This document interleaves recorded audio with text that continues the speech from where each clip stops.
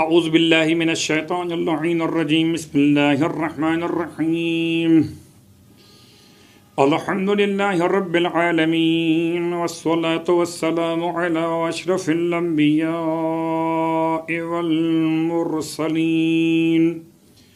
سیدنا ابی القاسم محمد وقال أهل بيته الطيبين الطاهرين واللعنة الدائمة على أعدائهم أجمعين أما بعد فقد قال الله تبارك وتعالى في كلامه الحميد وفرقانه المجيد قوله الحق وهو أصدق القائلين بسم الله الرحمن الرحيم یا ایھا الذین آمنوا کتب علیکم الصیام کما کتب علی الذین من قبلکم لعلکم تتقون۔ تمام تعریفیں خدائے وحدہ لا شریک کے لیے جو کائنات کا خلق فرمانے والا اور کائنات پر اپنی مسلسل نعمتیں اور رحمتیں نازل کرنے والا، اور تمام ہدیہ درود و سلام و نزوات مقدسات کے لیے جو باعث خلقت کائنات بھی اور اشرف موجودات بھی۔ الحمدللہ الذی جعلنا من المتمسکین بالقرآن العظیم وجعلنا من المتمسکین بولایت علی ابن ابی طالب علیہ السلام وجعلنا وإياكم إن شاء الله من الطالبين بثأر الحسين مع وليه الإمام المهدي من آل محمد علیہم السلام۔ اما بعد، شکر پروردگار عالم کے ساتھ کہ اس نے اتنی زندگی اور عطا فرمائی کہ ماہ مبارک شعبان کی آخری ساعتوں سے ماہ مبارک رمضان کے استقبال کی توفیق مربوط ہو چکی ہے۔ یقیناً ہر علاقے میں اپنی اپنی رؤیت ہلال اور اپنے مراجع الزام کے مسائل کی روشنی میں ثبوت رؤیت ہلال کے مطابق ماہ مبارک شعبان کا وداع اور ماہ مبارک رمضان کا استقبال ہو رہا، اور آپ کی خدمت مقدس میں ایک ادنا سے طالب علم کی حیثیت لیے ہوئے ہر سال امام بارگاہ علی رضا شارجہ سے آپ کی خدمت میں اپنا سبق پیش کیا کرتا تھا۔ اب یہ سبق آپ کی خدمت میں پیش ہو رہا ہے اسی امام بارگاہ کے عنوان میں، البتہ شہر کراچی سے، اور انشاءاللہ روز آپ کی خدمت میں اپنا سبق پیش کرتا رہوں گا، اس دولت یقین کے ساتھ کہ خداوند عالم ہماری خدمات کو اپنی بارگاہ میں شرف قبولیت عنایت فرمائے۔ ان تمام حالات کے اعتبار سے جو عنوان آپ کی خدمت میں اعلان کیا گیا، تفسیر نسیم سید الایام و تسبیحات و صلوات رمضانیہ، اس عنوان پر انشاءاللہ آغاز استقبال کے بعد آپ کی خدمت میں تذکرہ ہوگا۔ آج کی تقریر ماہ مبارک شعبان کے وداع اور ماہ مبارک رمضان کے استقبال سے آپس میں ربط قائم کر رہی، اور اپنے تقریر کے آغاز میں آئیے پہلے فقہی مسائل کو بیان کر دیں، اس کے بعد اپنے موضوع پر آتے ہیں۔ فقہی مسائل میں سب سے اہم ترین مسئلہ کرونا وائرس اور اس کے نتیجے میں پیدا ہونے والے کچھ مشکلات اور مسائل کو دیکھتے ہوئے بعض اہل علم حضرات نے سوالات مراجع الزام کی خدمت میں پیش کیے، اور مراجع الزام نے اس سوالات کے جوابات دیے، اور ان تمام تر جوابات میں ایک مشترکہ نقطہ، وہ نقطہ کیا ہے کہ ماہ مبارک رمضان کا یہ مسئلہ کہ آیا کرونا وائرس کے ماحول میں روزہ رکھا جائے گا یا روزہ نہیں رکھا جائے گا، بعد میں قضا ہوگی۔ اس پورے عنوان پر ایک متفق مسئلہ یہ ملے گا آپ کو کہ جناب یہ فردی مسئلہ ہے، شخصی مسئلہ ہے، یہ کوئی حکومت کا اناؤنسمنٹ نہیں ہے کہ جناب سارے بازار بند ہو جائیں گے، یہ کوئی حکومت کا اعلان نہیں ہے کہ سارے ایئرپورٹس بند ہو جائیں گے، یہ کوئی اعلان نہیں ہے کہ سب کے سب افراد پر سے روزے کا وجوب ختم ہو جائے گا، مثلا نہیں، ایسا نہیں ہے۔ ہر شخص کا شخصی اور ذاتی مسئلہ۔ اب آئیے، پہلی بات تو یہ کہ کیا یہ پہلی مرتبہ ایسا ہوا ہے کہ یہ مسئلہ پیش آیا ہو، یا اس سے پہلے بھی ایسے مسائل پیش آ چکے؟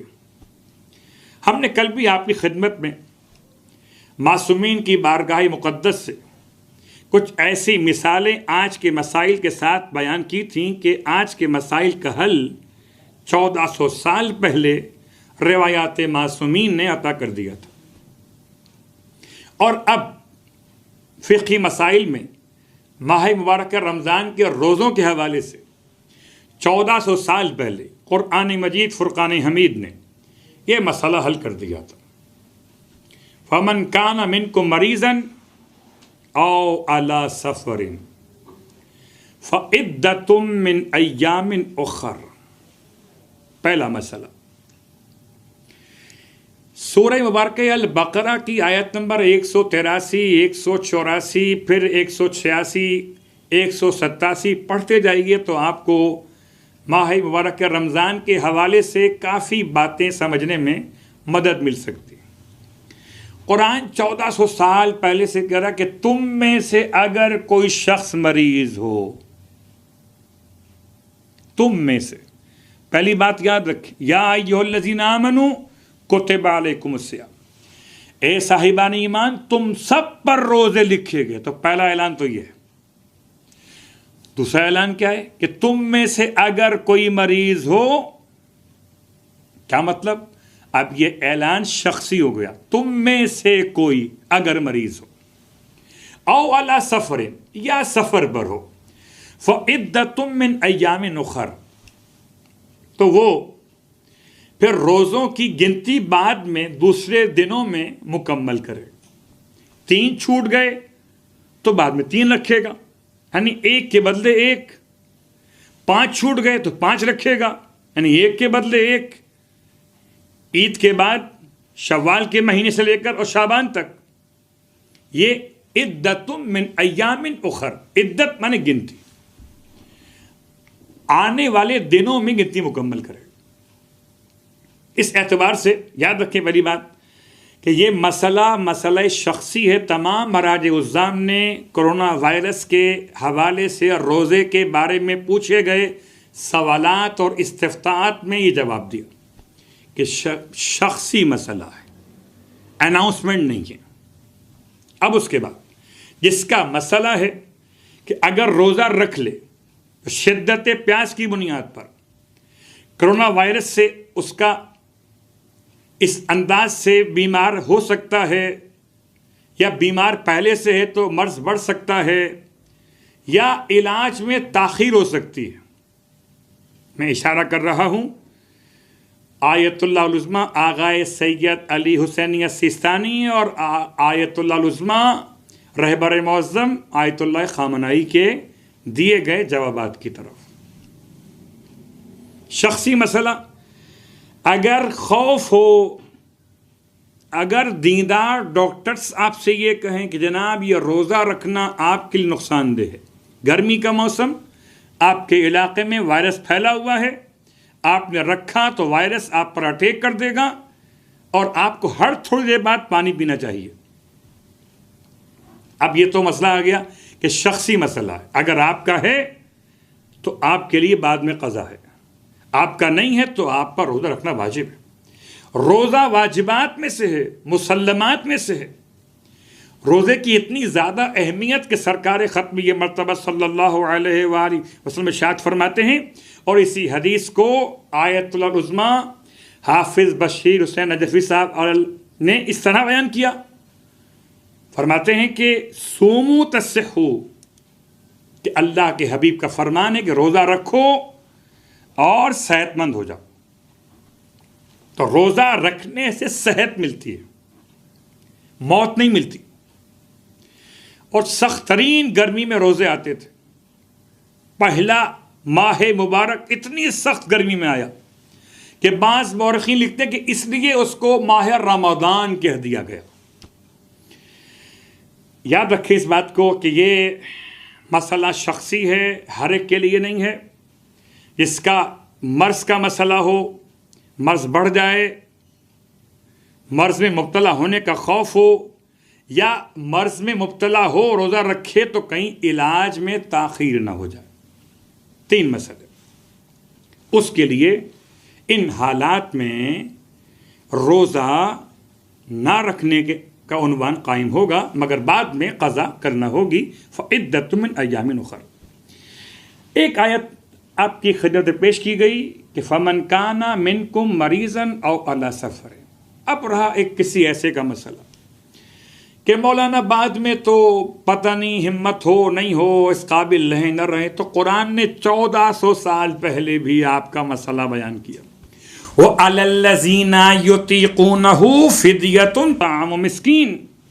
اور جن پر ہو روزہ رکھنا باعث مشقت، یطیقونہ، جن کی طاقت میں روزہ نہ ہو، فِدْيَةٌ طَعَامُ مِسْكِينٍ، ان کے لیے روزے کے بدلے فدیہ ہے ایک مسکین کو کھانا کھلانا.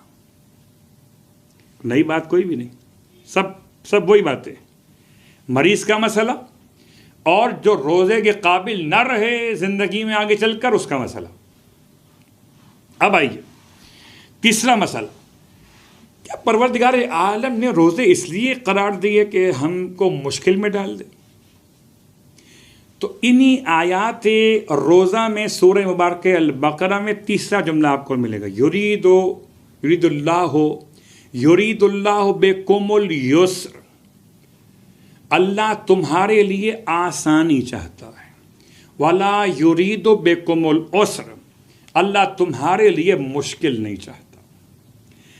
یہ 3 فارمولے یاد کر لیجئے. ایک مریض کا مسئلہ، ایک شدید مشقت کا مسئلہ، ایک اس کا مسئلہ جو آپ کے ذہن میں بات آ گئی کہ روزہ تو خدا کی طرف سے کوئی مشکل کام ہے. اللہ تمہارے لیے آسانی چاہتا ہے، اللہ تمہارے لیے مشکل نہیں چاہتا. اب آئیے یہ 3 مسئلے بیان ہونے کے بعد اب آتے ہیں ایک اور مسئلے پر. بہت اچھے انداز سے تربیت کر رہے ہیں والدین اپنے بچوں کی کہ مستحبات پر توجہ رہتی ہے، لیکن یاد رکھیے ماں باپ کی نگاہوں میں بچے رہتے ہیں، بڑے ہو جائیں تب بھی انہیں بچہ ہی خیال کرتے ہیں. محبت میں بچہ خیال کیجیے اپنے مقام پر، لیکن مولا کائنات علی ابن ابی طالب علیہ الصلوۃ والسلام کے لحاظ سے یہ 3 حصے عمر کے 7 سال، پھر 7 سال، پھر 7 سال، ان میں انہی رویوں پر غور کیجیے امام نے ارشاد فرمایا. ان تمام رویوں کو تو آپ نے یاد کیا ہوا ہے. بھائی غور کیجئے کہ مسئلہ فقہی کیا ہے. آپ کی بیٹی، آپ کا بیٹا کب بالغ ہو جاتا ہے؟ ماہ رمضان کے آنے سے پہلے. جیسے سالگرہ یاد رکھتے ہیں، جیسے اور بچے کے معاملات اور خواہشات میں آپ یاد رکھتے ہیں اس کی باتوں کو، ایسے خدا کی باتوں کو یاد رکھیے. بیٹا بالغ کب ہو جاتا ہے؟ 3 علامتیں بیان کی. پہلی علامت کہ جب قمری اعتبار سے 15 سال مکمل ہو جائے تو بیٹا بالغ ہو جاتا ہے. 15 سال مکمل ہونے کا مطلب، یہاں بعض لوگ کہتے ہیں شمسی لحاظ سے 15 سال مکمل ہو جائیں، اس کا مطلب قمری اعتبار سے 14 سال 7 مہینے 15 دن قمری اعتبار سے مکمل ہو جائے. اس حد تک باریکی ہے. اگر ماہ رمضان کی پہلی تاریخ اذان صبح سے 10 منٹ پہلے یہ ٹائم پیریڈ پورا ہو گیا بچے کا، آپ کے بیٹے کا، تو بیٹے پر اس دن کا روزہ واجب ہو گیا. اور اگر اذان صبح فجر کے 10 منٹ کے بعد یہ ٹائم واقع ہوا تو اس دن کا روزہ واجب نہیں ہوا. اب اگلے دن سے اس پر روزہ واجب ہوگا. یاد رکھیں اس بات کو کہ بیٹے کا بالغ ہونے کا مسئلہ پہلا، اس کی عمر کا مسئلہ 15 سال مکمل ہو جائیں، یعنی 14 سال قمری اعتبار سے 7 مہینے 15 دن۔ دوسرا مسئلہ وہ خاص مسئلہ کہ جس میں کہتے ہیں کہ جنابت واقع ہو جائے، یعنی اس کو منی خارج ہو جائے۔ منی کے خارج ہونے کی بنیاد پر بھی بیٹا بالغ ہو جاتا ہے۔ اپنی اولاد سے باخبر رہیے تاکہ اس کے واجبات اور محرمات سے اس کو آگاہی دے سکیں، ایک دوست بن کر۔ حجاب اپنے مقام پر ہے، شرم اپنے مقام پر، شریعت اپنے مقام پر ہے۔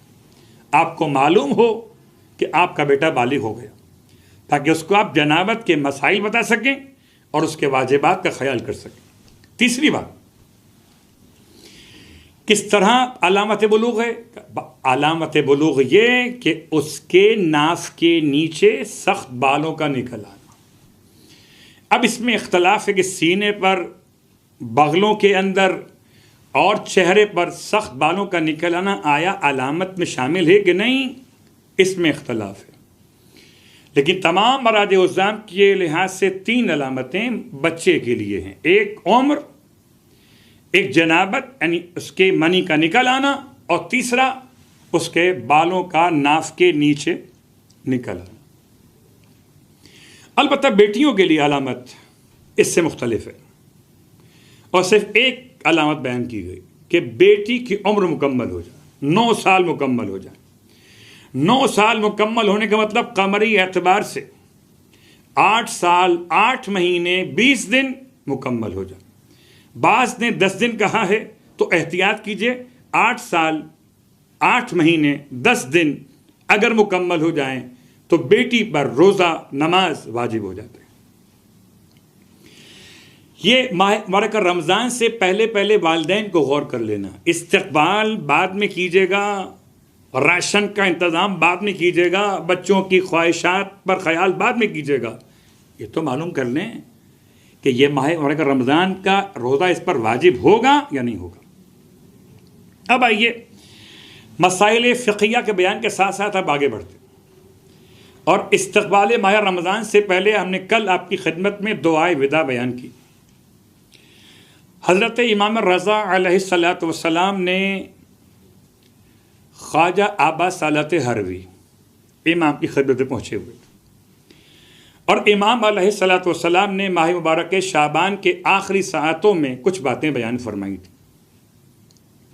کیونکہ اب یہ موقع محل نہیں رہا، یہ آپ ہر سال سنتے رہتے کہ 3 روزے پیشوائی کے رکھے جاتے، تو وہ تو ٹائم گزر گیا۔ استقبال ماہ رمضان کے 3 روزے وہ ٹائم گزر چکا۔ جس نے رکھ لیے تو سبحان اللہ ماشاءاللہ، نہیں رکھے تو اب ودا کیسے کرے؟ تو ودا کے کلمات کل دہرائے تھے، آج پھر دہرا دیتا ہوں۔ امام فرماتے مسلسل آخری ساعتوں میں اگر آپ کے علاقوں میں ابھی ماہ شعبان کی ساعت باقی ہو، لمحات باقی ہوں تو پڑھ لیجیے گا، اور اگر ماہ رمضان شروع ہو چکا تو چھوڑ دیجیے گا۔ کیا پڑھنا ہے؟ اللہم ان لم تکن غفرت لنا فیما مضى من شعبان فاغفر لنا فیما بقی منہ۔ ٹھیک، اگر یہ یاد نہ رہے تو مفاتی میں لکھا ہوا ہے، وہ بھی آپ کے پاس نہ ہو تو پھر اردو میں پڑھ لیجیے گا۔ اگر آپ کو عربی نہیں آتی تو آپ کے رب کو آپ کی زبان آتی ہے۔ آپ کا مسئلہ ہے کہ آپ کو رب کی زبان نہیں آتی، مگر رب کا مسئلہ کہ رب کو آپ کی زبان آتی ہے۔ اپنی زبان میں کہی، پروردگار اگر تو نے ماہ شعبان کے گزرے ہوئے دنوں میں مجھے نہیں بخشا تو اب جو باقی رہ گئے ہیں اس دنوں میں، راتوں میں، ساعتوں میں، لمحات میں، سیکنڈز میں جو باقی رہ گئے شعبان کے، اس میں مجھے بخش دے۔ ماہ مبارک شعبان کا ودا اور ماہ مبارک رمضان کا استقبال۔ ودا میں امام نے کچھ اور باتیں بیان فرمائیں جو دونوں باتوں کو شامل کر رہی ہیں، ودا بھی ہو رہا ہے اور استقبال بھی ہو رہا ہے۔ ودا کیسے، استقبال کیسے؟ ودا ایسے کہ اس کا مزاج بھی وہی والا ہے جو مزاج ماہ رمضان ہے، یعنی اگر ماہ شعبان میں روزے تو ماہ رمضان میں روزے، ماہ شعبان میں دعا تو ماہ رمضان میں دعا، ماہ شعبان میں درود تو ماہ رمضان میں درود، ماہ شعبان میں تلاوت قرآن تو ماہ رمضان میں تلاوت قرآن۔ تو گویا ان آخری ساعتوں کو ایسا سمجھیے جیسے کہ دونوں آپس میں ملے ہوئے موسم ہوں۔ امام فرماتے ہیں اے آبا سلط، جانتے ہو کہ کس طرح اب باقی رہ جانے والی ان ساعتوں میں ماہ شعبان کی عبادتوں کو انجام دو، کثرت دعا، تلاوت قرآن، گناہوں کی مغفرت، توبہ، ترک گناہ، ادائیگی حقوق العباد، دلوں کو صاف کر لینا۔ ان 7 چیزوں کو امام نے بیان فرمایا۔ یہی 7 باتیں ہیں وداع کے اعتبار سے، اور یہی 7 باتیں ماہ رمضان کے استقبال کے حوالے سے۔ تو اب ماہ مبارک شعبان کا وداع ہو گیا۔ اس طرح وداع ہو کہ آپ جب ماہ مبارک رمضان کی ساعت میں داخل ہوں تو آپ کے گناہ بخشے جا چکے ہیں، آپ تلاوت قرآن پہلے شروع کر چکے ہیں۔ اب ایک مسئلہ آپ کی خدمت، لوگ خیال کرتے ہیں شاید کہ 30 پارے اور 30 دن، تو یہ بات یاد دلا دوں کہ یہ مکتب اہل بیت کی علامت نہیں۔ خدا نے قرآن نازل کیا آیتوں اور صورتوں کے انداز میں، نہ تو خدا نے رکوع قرار دیے اس میں، نہ خدا نے منزلیں قرار دیں، نہ اجزاء قرار دیے۔ یہ سب بعد میں تابعین اور تابع تابعین کے بنائے ہوئے مسائل ہیں۔ اصحاب سمجھتے تھے کہ 7 دن میں قرآن پڑھنا چاہیے تو 7 منزلیں قرار دے دی۔ بعض سمجھنے لگے نہیں، پورا قرآن تو کم از کم 30 دن میں ہونا چاہیے، تو 30 دن قرار دے دی۔ نماز تراویح کا مسئلہ آیا تو ان کے علماء نے اس میں رکوع لکھ دیے۔ کیا مطلب؟ کہ رکوع لکھے کہ 20 رکعت نوافل پڑھی جاتی ہے ماہ رمضان کی ہر شب میں، تو 20 رکعت میں ہر رکعت میں 1 رکوع، تو تقریباً 540 بنتے ہیں اس اعتبار سے۔ تو 540 رکوع 27 رمضان تک مکمل ہو جاتے ہیں۔ یہ رکوع اس لیے بنائے گئے۔ مکتب اہل بیت میں اس قرآن مجید کے اندر آپ کی ہمارے لیے آیتیں اور صورتیں، اور جہاں جہاں سجدے کے مقامات۔ اب آئیے، تلاوت قرآن کو ماہ مبارک رمضان سے پہلے شروع کر سکتے ہیں، کوئی حرج نہیں۔ لوگ کہتے ہیں جی یہ قرآن الگ ہے جو شعبان میں چل رہا تھا، یہ قرآن الگ جو ماہ رمضان میں شروع کروں گا۔ نہیں، کوئی ایسے، قرآن تو ایک ہے۔ ماہ رمضان میں پڑھیں، ماہ شعبان کے جناب پورے مہینے کے لیے اتنے SMS، پورے مہینے کے لیے اتنا نیٹ، اور پورے مہینے کے لیے اتنی کالز اس کے نیٹ ورک پر جو سیم اپنی ہے اور ادر نیٹ ورکس کے اوپر۔ اسی انداز سے ماہ مبارک رمضان نے پورا پیکج آپ کو دیا ہے۔ رات کی دعا، دن کی دعا، سحری کی دعا، افطار کے وقت کی دعا، افطار سے پہلے کی دعا، افطار کے وقت کی دعا، افطار کے بعد کی دعا، اور اس کے بعد دن بھر جہاں جہاں بھی موقع ملے آپ کو ایسی دعاؤں کا سلسلہ موجود ہے کہ انسان ماہ شعبان سے اپنے آپ کو آمادہ کر لے دعاؤں کے لیے۔ اور کچھ جملے دعاؤں کے ہم نے کل بیان کیے تھے امام جعفر صادق علیہ الصلوۃ والسلام سے، اور کچھ جملے آج آپ کی خدمت میں اس دعا سے پیش کر دیے جائیں۔ کل ہم نے 2 جملے بیان کیے تھے کتاب مفاتیح الجنان شیخ عباس قمی نے۔ اس دعا کو چھٹے امام سے اس طرح روایت کے اعتبار سے نقل کیا: اللہم انی اسألک الراحۃ عند الموت والعفو عند الحساب۔ اس کے بعد آج آپ کی خدمت میں اسی دعا سے 2 جملے اور یہ جملے کون سے؟ کہ جہاں پر انسان اپنے رب سے 2 چیزیں اور مانگ رہا ہے۔ اللہم انی اسألک، اے پروردگار میں تجھ سے سوال کرتا ہوں، الی کل خیر سبیلا، کہ تو مجھے ہر خیر کا راستہ عطا کر دے، اور جس سے تو راضی نہیں اس کا راستہ بند کر دے، جو تجھے پسند نہیں اس کا راستہ بند کر دے۔ 2 باتیں آج آپ کی خدمت میں، اور بہرحال اہل ایمان کے لیے تو بہرحال یہ دعا زبانی یاد ہوگی، نہ ہو دیکھ کے پڑھ لیجئے گا۔ اور ایک ایک جملے پہ غور کیجیے گا. 2 جملے آج خاص طور سے کہ خدا سے کیا مانگے. پروردگار ہر خیر کا راستہ عطا کر. بات واضح ہو رہی. اب خیر اگر روزے میں ہے، خیر نماز میں ہے، خیر دعا میں ہے، خیر رات کی شب بیداری میں ہے، خیر حقوق العباد میں ہے، خیر دعا مانگنے میں ہے، خیر درود آل محمد میں ہے. مجھے ہر خیر کا راستہ دکھا دے اے پروردگار، میں تجھ سے سوال کرتا ہوں. اب ایک جملہ آپ کی خدمت میں عرض کر دوں، ہو سکتا ہے یہ بات میں ریپیٹ بھی ہو. سید ابن طاؤس علیہ الرحمہ نے کتاب اقبال الاعمال کے اندر، کیا سید کی بات ہے، سبحان اللہ. ابن طاؤس و عظیم شخصیت کہ جنہوں نے ہفتے کے دنوں کی دعا الگ، دن اور رات کے اعمال الگ، مہینے کے ہر روز کی دعا الگ، اور سال کے اعمال کے دعائیں الگ. 4 کتابیں لکھی صرف دعاؤں کے موضوع.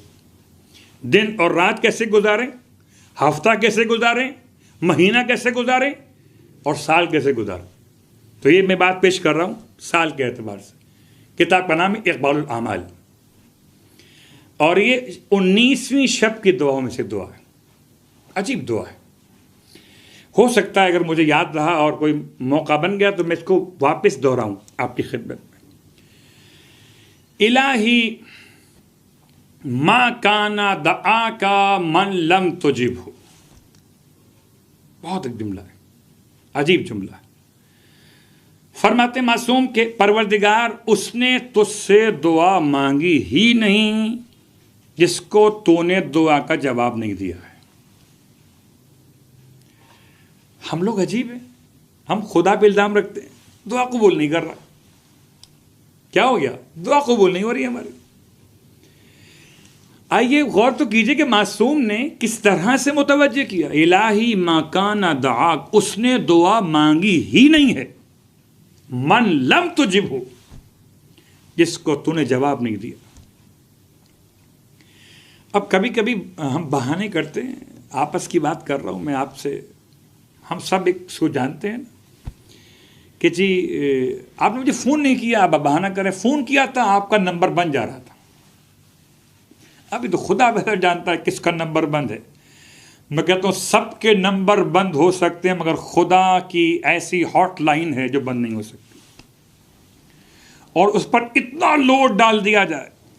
کبھی کبھی ہوتا ہے نا کہ ایک ساتھ اگر 5 لوگ مجھے ایک وقت میں کال کر رہے ہو تو آپ یقین کریں کہ کسی ایک کو میں اٹینڈ کر سکتا ہوں، باقی 4 کو ایک ہی جواب ملے گا کہ جی آپ کا مطلوبہ نمبر دوسری کال پہ مصروف ہے، انتظار کیجئے.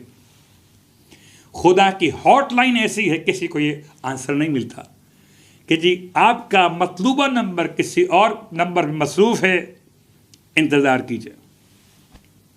آپ جب بھی دعا مانگے اللہ اکبر. تو کبھی ایسا بہانے لوگ کرتے ہیں کہ میں تو آپ کو کال کر رہا تھا، آپ کی آواز نہیں آ رہی تھی مجھے. اگر میرے پاس نیٹ ورک بہت عمدہ ہو اور کبھی بھی کوئی ایسی پرابلم مجھے نہ آتی ہو تو میں کہہ سکتا ہوں نہیں بھائی، میں یقین کے ساتھ کہتا ہوں اگر آپ نے کال کی ہوتی میں ریسیو کرتا. آپ کی کال نہیں آئی تو ریسیو نہیں ہوئی. امام کو یہی جملہ ہے، الہی ما کان دعاک من لم تجبہ. اے خدا جس کو تو نے جواب نہیں دیا اس نے اصلاً تجھ سے کچھ کہا ہی نہیں. اللہ اکبر. جتنا غور کرتے جائیے اور دعا سے قریب ہوتے جائیے گا.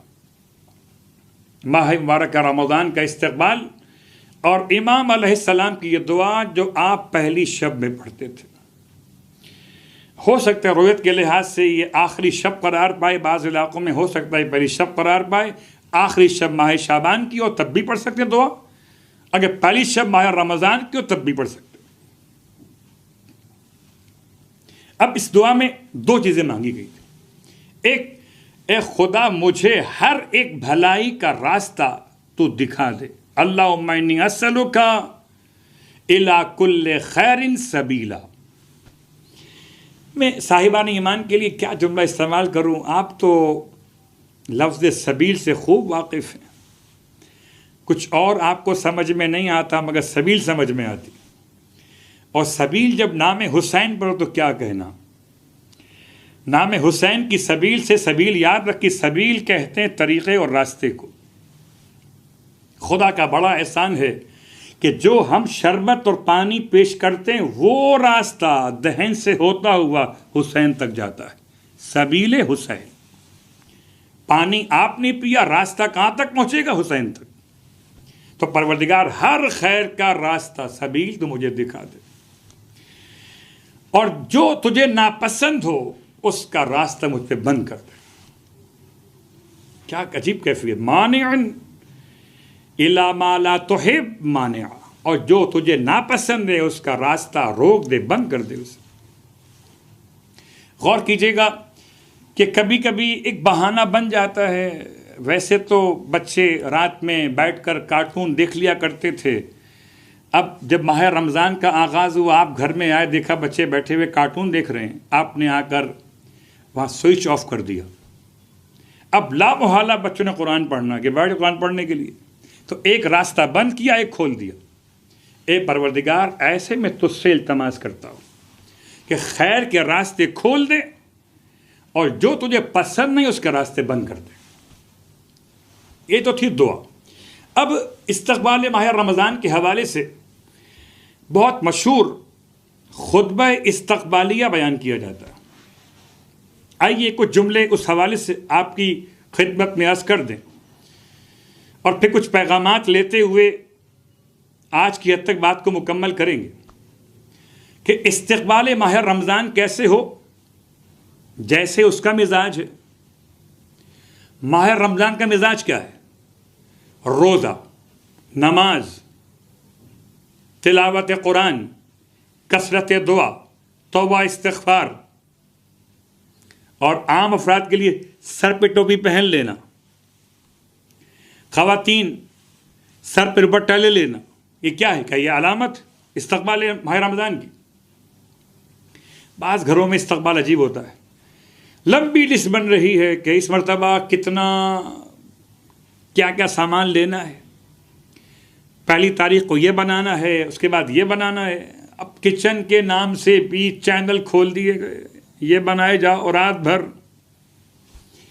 کوئی اپنی زبان کے ذائقوں کا نام ماہ رمضان ہو گیا، یا گھر میں راشن جمع کرنے کا نام ماہ رمضان ہو گیا. تو قبلہ کون رہے گا اور کون بچے گا اور کون کھائے گا؟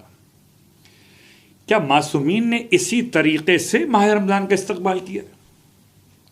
آئیے غور کیجئے کہ ہم دو مثال لے سکتے ہیں استقبال کے حوالے سے. استقبال کبھی ہوتا ہے تو موضوع دیکھ کر ہوتا ہے. میں آپ کی خدمت میں مثال پیش کروں ایک عجیب سی.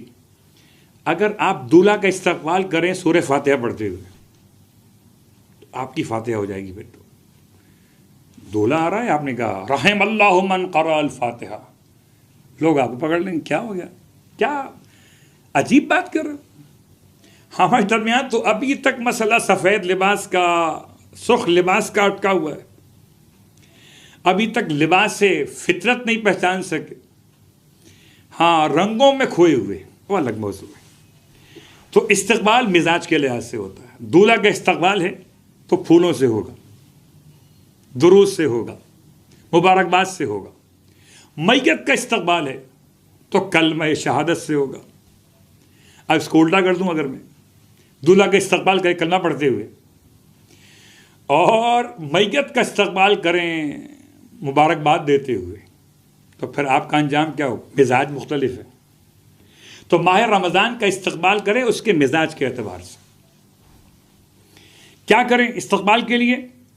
کہ استقبال کے لیے اس طرح کا عمل اختیار کریں کہ آپ منظم کر لیں اپنے آپ کو. آئیے بنائیے ڈائری، 30 روزے، اور 30 روزوں میں سے میں پہلے دن یہ پڑھوں گا، یہ دعا. ساری دعائیں میں ایک ساتھ نہیں پڑھ سکتا. پروردگار، میری جاب بھی ہے، اسکول بھی ہے، کالج بھی ہے، جانا بھی ہے، گھر میں بچوں کا خیال بھی کرنا ہے اور کھانا بھی پکانا ہے، خواتین کا مسئلہ. تو آپ ایک بنائیے برنامہ، یعنی ایک بنائیے پروگرام، ٹائم ٹیبل بنائیے اس میں آپ کس دن کیا پڑھیں گے. مثلا ایک نہج البلاغہ سے ایک حکمت نمبر 1، حکمت نمبر 2، حکمت نمبر 3، ماہ رمضان کا استقبال. اس کے بعد میں یہ اس میں ٹائم لگتا ہے 1 منٹ کا. اس کے بعد میں ایک آیت پڑھوں مثلا، یا اس کے بعد میں پھر ایک نماز کوئی خاص پڑھ لوں گا. اس کے بعد میں موقع ملے گا ایک دعا پڑھ لوں گا. اور پھر روزانہ ٹک کیجئے کہ آج آپ نے اپنے ٹارگٹ کو اچیو کیا کہ نہیں کیا. شاید ساری زندگی ویسے آپ نے صحیفے کاملہ پہ اتنا غور نہ کیا، مگر اس ماہ مبارک میں اپنے برنامے میں لائیے صحیفہ کاملہ کو، صحیفہ علویہ کو، ان تمام دعاؤں کو جو آل محمد کی بارگاہ سے عطا ہوئی اپنے برنامے میں لے کر آئی. استقبال ماہ رمضان اپنے آپ منظم کیجئے، آپ نے کیا کرنا ہے کیا نہیں کرنا ہے. اور اسی کا نام روزہ بھی ہے. سرکار ختم یہ مرتبہ احمد مجتبیٰ محمد مصطفیٰ صلی اللہ علیہ وآلہ وسلم ماہ مبارک رمضان کا استقبال خطبہ شعبانی. یہ خطبہ شعبانی وہی خطبہ ہے جو ہر سال آپ کی خدمت میں علماء پیش کرتے. بس میں ایک اشارہ کر دوں آپ کی خدمت میں. وہ اشارہ یہ کہ ایک خطبہ نہیں ہے، 3 طرح کے خطبات ہیں.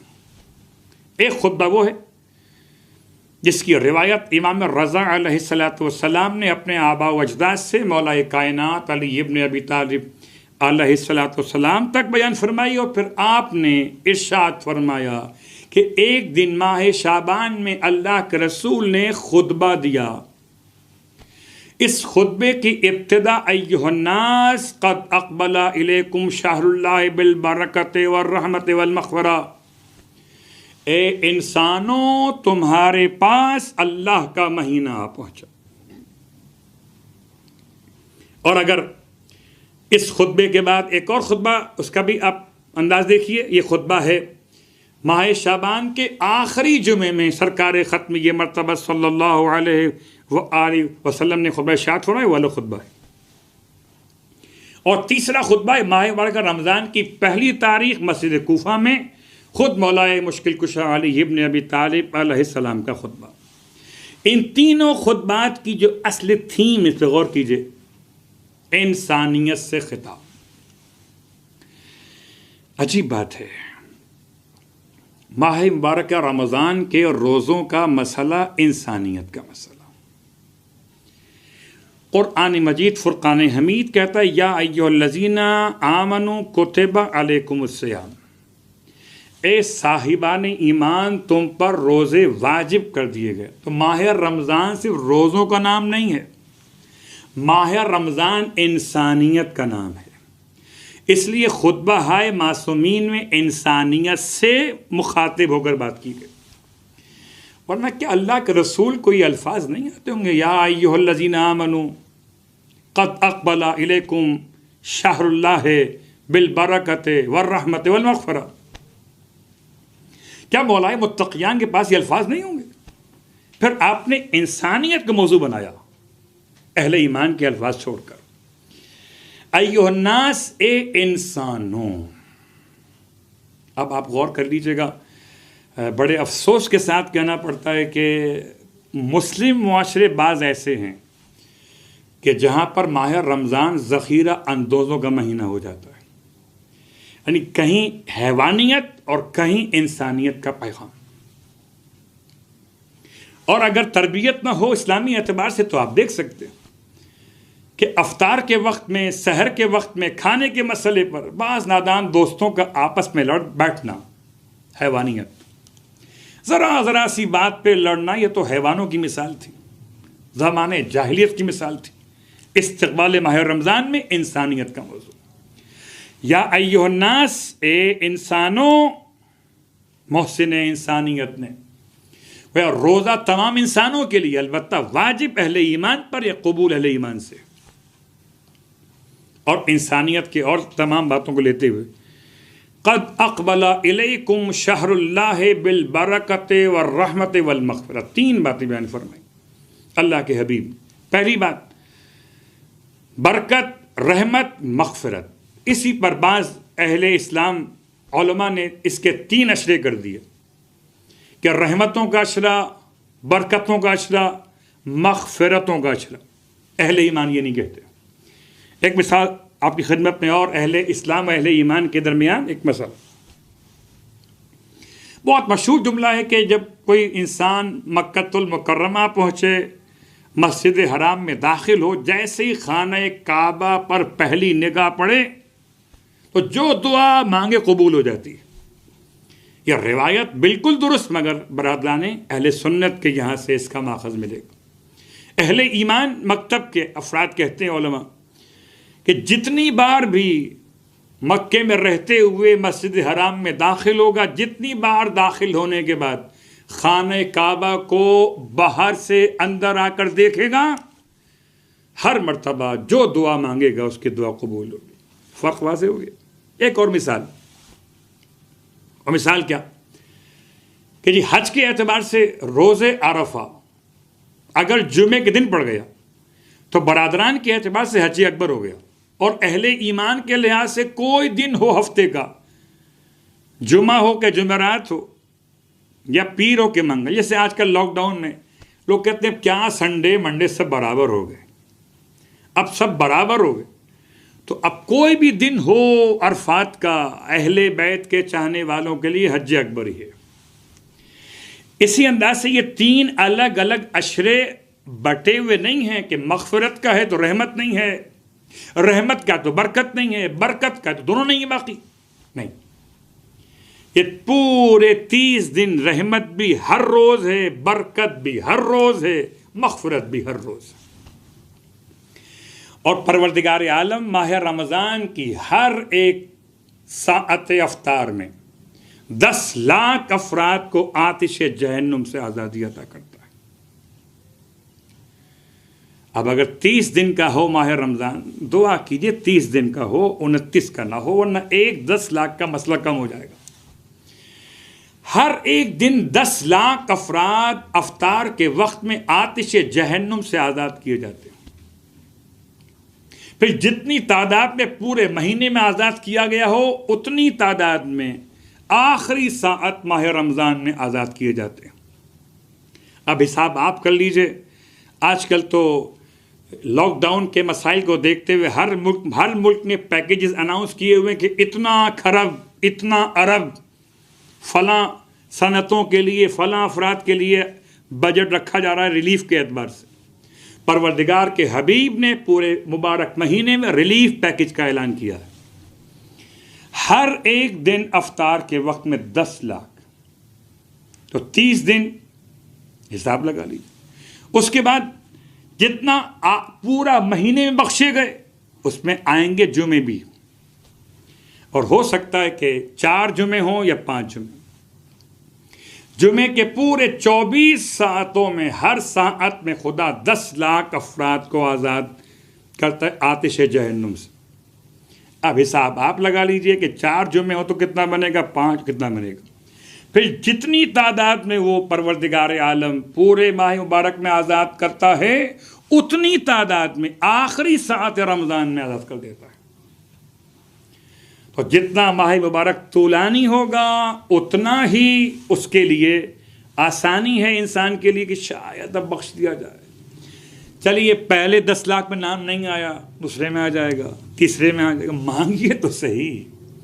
بس اپنی بات کو تمام کرتے ہوئے کہ یقیناً ماہ مبارک کے رمضان کا استقبال ایک ایسی ذمہ داری ہے کہ سرکار ختم یہ مرتبہ صلی اللہ علیہ وآلہ وسلم کا فرمان ہو یا خود مولائے مشکل کشا کے الفاظ ہو، استقبال ماہ رمضان ہو مگر ایمان اور احتساب کے ساتھ، اپنے آپ کو گناہوں سے بچاتے ہوئے، اپنے شکم کو اور اپنی شرمگاہوں کو حرام سے بچاتے ہوئے۔ تو جتنا بچانے میں کامیاب ہو گیا اتنا ہی اس کا رمضان، ماہ رمضان کامیاب ہو گیا۔ عزیزو، وقت دعا بھی ہے اور وقت استقبال بھی، اور کیوں نہ استقبال کے لفظ کو بہت اچھے انداز سے آپ نے سماعت کیا کہ ہر ایک آنے والے مہمان کا استقبال اس کے مزاج کے لحاظ سے ہوتا ہے، لیکن اگر کسی کا استقبال اس کے مزاج کے خلاف ہو تو قیامت ہے۔ اور مجھے کچھ ایسا استقبال یاد آ رہا ہے کہ 2 شہروں میں آل محمد کے اس قافلے کا استقبال ایسا کیا گیا کہ ساری زندگی میرا چوتھا امام روتا رہا، اور جب بھی کوئی امام سے پوچھتا تھا مولا سب سے زیادہ آپ پر مصائب کہاں گزرے، میرے مولا نے نہ تو کربلا کا نام بار بار لیا، نہ کوفے کا نام بار بار لیا، آپ جب بھی زیادہ نام لیتے تھے شام کا نام لیتے تھے۔ اور جب کسی نے پوچھ لیا چاہنے والوں میں سے مولا شام میں ایسی کون سی مصیبت گزری تھی، تو بہت تفصیل میں جائیے تو 7 مصیبتیں امام نے بیان کی جو شام کی خاص مصیبتیں۔ کہیں پتھر مارے جاتے تھے، کہیں شہیدوں کے سر کو زمین پہ پھینکا جاتا تھا، اور کہیں بیویوں کے درمیان مجمع کو لایا جاتا تھا، تو کہیں اس طرح سے جلتے ہوئے آگ کے شعلے اسیروں پر پھینکے جاتے تھے۔ واہ مصیبت، واہ غربت۔ عزیزان گرامی قدر، کس طرح میرا چوتھا امام ان بازاروں سے گزارا گیا، استقبال کیسا تھا، پردہ دار بیویوں کا استقبال تھا، تماشائیوں کا مجمع، گھروں کی چھتوں سے لوگ بیٹھے ہوئے۔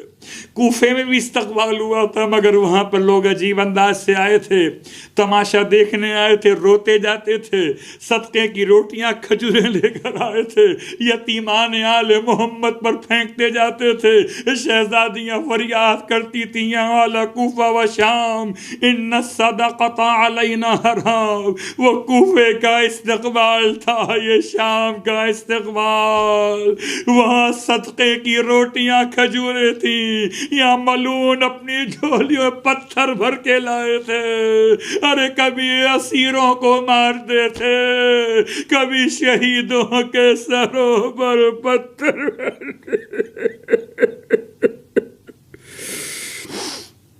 الا ولعنۃ اللہ علی القوم الظالمین وسيعلم الذین ظلموا أي منقلب ينقلبون۔